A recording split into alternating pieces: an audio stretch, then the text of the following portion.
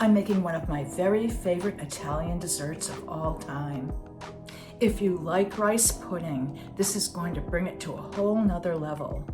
It's a really thick and chunky rice, and it sheds its starch, and that is what makes your risotto usually very creamy. But today, it's going to work the same way, only with my rice pudding.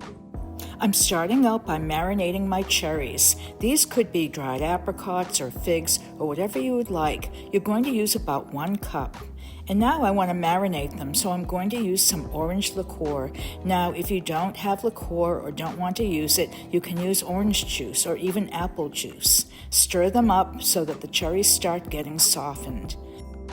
I'm going to measure out 1 cup of arborio rice. This rice is really easy to find nowadays.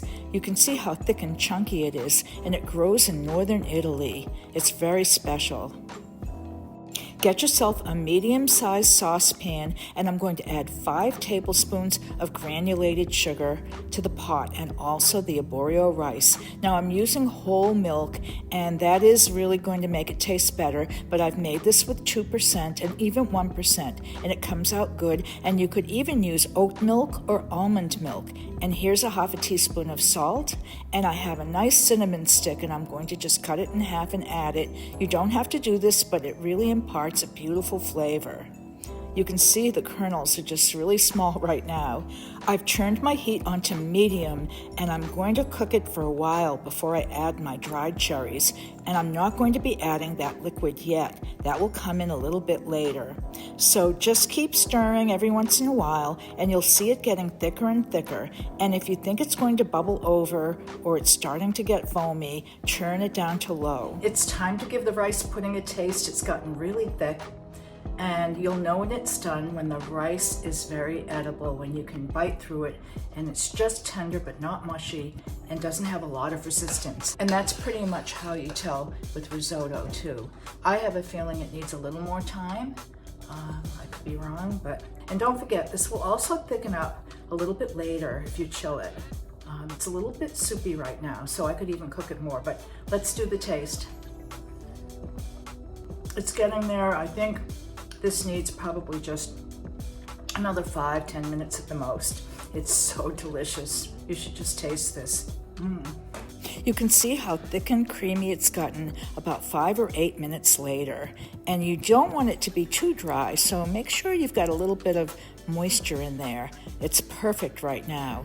You could always add a little bit of extra milk if you really need to, but this is just perfect. But there's one more thing we're going to do to make this taste really great. I'm going to add about 2 tablespoons of our leftover orange liqueur, and you could do this with any kind of a marinade that you made, and it will really help pop the flavor even more. Don't add too much because you don't want it to overwhelm. I'm pouring the risotto into a heat-proof bowl. Make sure it's heat-proof, but if you're going to put this in individual containers or you want to freeze some of this, it actually freezes pretty well, go for it. I've decided to make 1 in a goblet and 1 in a typical dessert bowl. I'm topping one of these with some cinnamon, but you could also garnish this with some fresh cut-up fruit like strawberries or whatever you'd like. And if you haven't had a chance to subscribe to my channel yet, please do. I would really love this, and I'd also love it if you'd give it a like.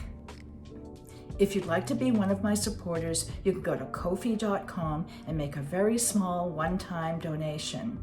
You'll find the link in the description box.